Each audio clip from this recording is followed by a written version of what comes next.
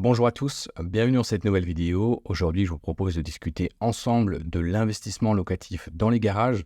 Je suis actuellement en vacances à Bangkok dans mon appartement et je vous propose de répondre à cette question qui a été posée par un membre de ma formation pour savoir si les garages représentaient un bon investissement immobilier locatif. Pour ce faire, je vous ai préparé un petit document un petit peu à la méthode de la formation et je vais vous expliquer maintenant pourquoi je n'aime pas les garages en tant qu'investissement locatif. La première raison, c'est qu'un garage, c'est et ça restera toujours un garage. Ça l'était déjà quand j'ai commencé et encore aujourd'hui, presque 7 ans après, le prix des garages a très faiblement augmenté. Évidemment, ceux-ci prennent de la valeur avec le temps, puisque malgré tout, ça reste de l'immobilier. Mais si on compare les fonds qui auraient été investis il y a maintenant 5, 10, 15, 20 ans dans des garages et la performance de ceux-ci à l'heure actuelle, eh bien on se rend compte qu'on aurait tout simplement perdu de l'argent tout simplement à cause du manque à gagner, du coût d'opportunité d'un tel investissement locatif. Il y a quelque chose qui est aussi très important avec le garage, c'est qu'il n'est pas possible d'en faire un financement. Alors, quand je regarde sur les réseaux sociaux, je vois tout le monde qui prône les garages tout simplement parce que sur papier, c'est pas cher.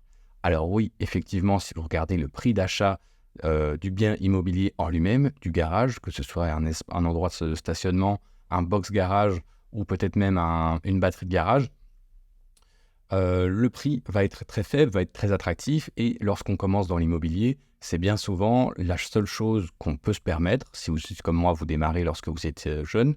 En revanche, si vous êtes plus avancé, à ce moment-là, vous avez accès à tout autre type de bien immobilier, y compris avec lorsque vous avez un travail, lorsque vous avez un emploi fixe avec des sources de revenus, vous avez une capacité d'emprunt qui est supérieure et ce serait complètement dommage de ne pas la mettre à profit et de ne pas l'utiliser à 100% lorsqu'elle est à votre disposition.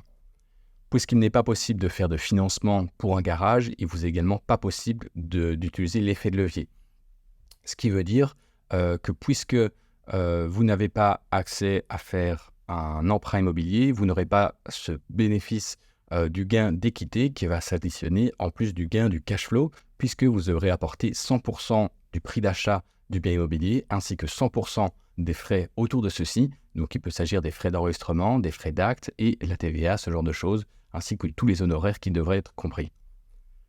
Également, un garage, mais voilà, ça reste un garage, ce ne sera jamais loué une fortune. Le but des gens qui vont vous louer le garage, ça va être de payer le moins possible. En général, on compte qu'un garage standard, que vous pourrez trouver entre 8 000 et 15 000 euros, va se louer entre 40 et 60 euros. Dans certains des cas et dans certaines villes, il va être possible de louer votre garage à peut-être 100, 150 euros, 200 euros. Mais à l'exception, si vous êtes à Monaco où le garage va se louer en plusieurs milliers d'euros, dans la plupart des cas et dans 90% des cas, votre garage va se louer quelques dizaines d'euros au mieux. Et ça, c'est en supposant qu'il va être loué 100% de l'année, puisque un garage, voilà, comme je vous l'ai dit, la tournante, le vide locatif est assez fréquent, puisque l'objectif des gens est toujours de trouver moins cher et plus près de chez eux. Et pour cette raison, il arrive assez fréquemment qu'ils changent de garage. Comme je vous en ai déjà parlé, les frais d'acte notariés ils sont proportionnellement trop élevés. Il faut bien comprendre que lorsque vous faites un achat immobilier, vous devrez passer chez un notaire, qu'il y aura un acte, et tout ça, ça a un coût. Et que vous achetiez une maison à 1 million d'euros ou un garage à 10 000 euros, eh bien, je vais dire qu'à 90% au niveau des frais fixes, des honoraires, les budgets, les frais d'inscription vont être assez similaires. Donc, au final, si vous devez vous payer 5 000 euros tout compris sur un garage, que vous achetez 10 000, et bien vous vous retrouvez hors frais d'enregistrement à payer 50% en frais annexes, alors que si vous vous retrouvez à payer 5 000 euros sur une maison à 1 million d'euros, eh bien au final, dans ce cas-là, c'est pas très grave. Pour mieux comprendre la situation, je vous ai préparé un petit tableau récapitulatif. Donc le prix d'achat va être de 15 000 euros, les frais d'enregistrement de 12,5%, 1 875 euros, les autres frais, 2 541 euros, ce qui veut dire qu'on se retrouve déjà à plus de 4 000 euros de frais, juste pour un achat à 15 000 euros. Donc on se rend compte qu'on se retrouve déjà à payer plus de 30% de frais sur un investissement, alors que notre but, c'est justement de maximiser notre rentabilité. Ces chiffres, ils ne sortent pas de n'importe où, je les ai tout simplement pris du site des notaires, donc on va le refaire ensemble. On va supposer que le bien se trouve en Wallonie, où le prix des frais est le plus élevé. Ce n'est pas une habitation, vous n'aurez donc pas les abattements ou les frais réduits. Et voilà, donc on peut voir 4 416 euros de frais qui vont venir se greffer aux 15 000 euros du prix d'achat. Pour ce qui est des loyers annuels bruts, du précompte et du loyer annuel net, on les a déjà évoqués précédemment, ce qui veut dire que votre coût total d'acquisition pour ce bien immobilier va être de 19 416 € à sortir de votre poche intégralement, puisque je vous le rappelle, vous n'allez pas être possible de faire appel à un investissement avec les banques, tout simplement parce qu'elles refusent de financer ce type d'opération pour plusieurs raisons, tout simplement parce que le rendement est trop faible, la valeur de celui-ci est trop faible également, et au cas où ça se passerait mal, au cas où vous ne seriez pas apte à rembourser ce bien immobilier, bien, je vais dire, il n'y a tout simplement pas grand-chose à saisir. Donc au final, s'il faut rajouter pour la banque des frais de huissier qui vont vite s'élever à plusieurs milliers d'euros, eh bien, au final, ça ne va pas être très intéressant et la probabilité qu'ils perdent de l'argent sur ce bien, elle va être assez importante. Si on prend en compte les loyers annuels nets, donc 660 € divisé par notre apport, notre coût d'acquisition total, c'est-à-dire notre prix d'achat plus les frais, eh bien on se rend compte qu'on arrive à du 3,39% de rendement annuel, ce qui veut dire qu'on est finalement très mauvais. On fait uniquement un petit peu mieux que l'inflation et encore actuellement, c'est pas sûr. Donc, pour cet investissement en situation A, on doit débourser 19 400 € de notre poche pour au final gagner 50, 60 € net par mois. Donc au final, vous vous rendez bien compte que vous mettez un coût très important dans votre trésorerie personnelle pour au final un complément de revenu qui ne va pas changer votre vie et un bien immobilier qui ne va pas ou très peu apprécier. Dans la deuxième situation, je vous propose maintenant d'allouer ce même capital, environ 19 400 € pour un investissement locatif plus traditionnel dans un bien immobilier qui aura une utilisation à but résidentiel. Cet investissement, il peut être réalisé en personne physique ou en société, ce sera à votre propre discrétion. Une nouvelle fois, pour rester compétitif et rester cohérent, on va supposer que vous avez donc le même capital et ce capital, vous allez utiliser l'intégralité de celui-ci et allouer l'entièreté de celui-ci comme apport à hauteur de 30% de l'entièreté du budget sur une opération totale, donc c'est-à-dire le prix d'achat plus les frais, à hauteur de 58 000 €. Donc si on prend 30% de 58 000, on arrive à environ 19 000 €. Et ce budget va vous permettre d'acquérir de nombreux studios, que ce soit en Belgique ou en France, et ils vous permettront de bénéficier de l'effet de levier bancaire, chose que n'était pas possible de faire avec des garages. Et en plus de ça, donc gagner un gain en capital supplémentaire via le remboursement du crédit, et en plus de ça, avoir un complément de revenu plus élevé qui peut directement être significatif. Donc si en comparaison, vous sortez le même capital, mais vous gagnez 250, 300 € de cash flow supplémentaires dans votre poche, c'est évidemment beaucoup plus intéressant que si vous gagnez 50 € pour le même capital investi.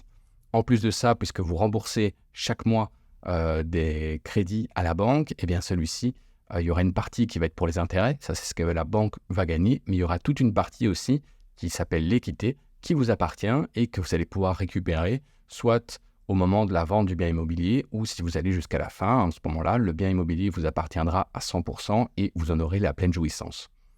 Pour des studios de ce type de budget, on peut facilement les louer en Belgique entre 500 et 600 € par mois, soit un revenu annuel brut de 7 200 €. Et dans ce cas-ci, il faudra prévoir environ 500 € de revenu cadastral et dans certains cas également une assurance pour celui-ci. Ce qui veut dire que notre revenu annuel net pour ce studio va être de 6 700 €. Donc reprenons notre même tableau et je vous propose de maintenant réaliser les calculs. Si on achète ce bien immobilier à un prix d'achat de 48 200 €, si vous êtes en train de regarder cette vidéo et que vous n'avez pas l'impression de trouver des biens immobiliers à des prix comme ça, sachez que même en 2024, c'est encore possible. J'en ai d'ailleurs réalisé plusieurs opérations. J'ai moi-même 13 appartements qui sont mis en location et je vous propose de les découvrir en intégralité dans ma formation dont je vous en parlerai à la fin de cette vidéo. Au niveau des frais d'enregistrement, donc 12,5%, on va les payer dans leur intégralité puisque c'est un bien à usage résidentiel, oui. En Wallonie, oui. Mais on ne va pas utiliser nous-mêmes ce bien immobilier. On n'est donc pas éligible aux frais réduits ou à l'abattement. Encore une fois, si vous mettez tous ces chiffres et ce prix d'achat sur le site des notaires, vous aurez accès à tous ces chiffres pour vous montrer qu'ils ne sont pas sortis de n'importe où. Et là encore, on se retrouve à payer 9 000 € de frais. Donc vous voyez qu'on paye 2 fois plus pour un bien qui vaut presque 4 fois plus.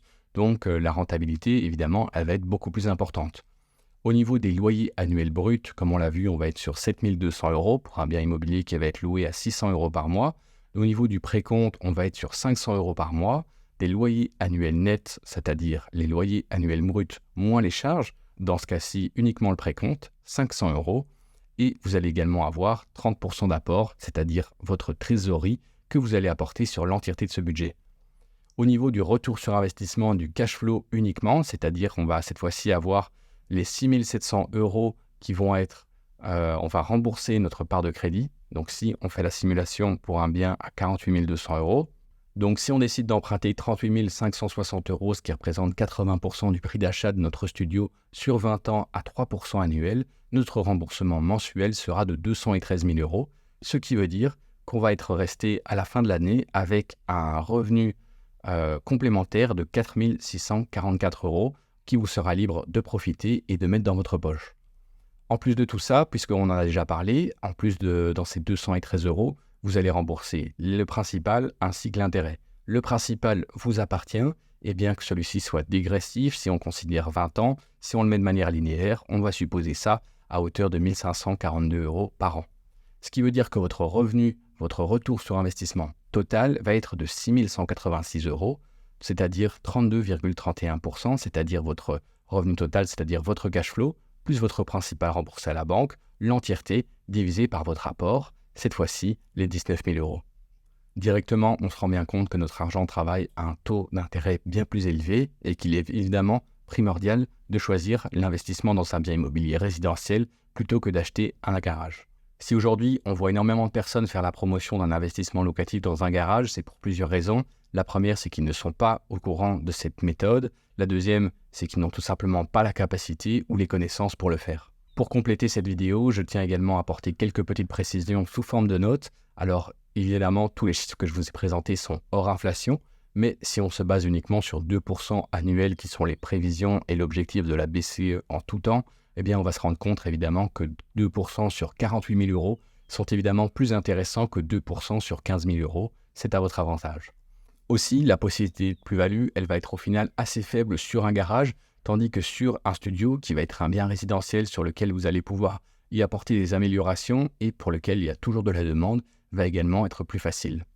L'indexation des loyers, bien que possible dans les deux cas, vous rapportera elle aussi également beaucoup plus d'argent dans le cas d'un investissement résidentiel.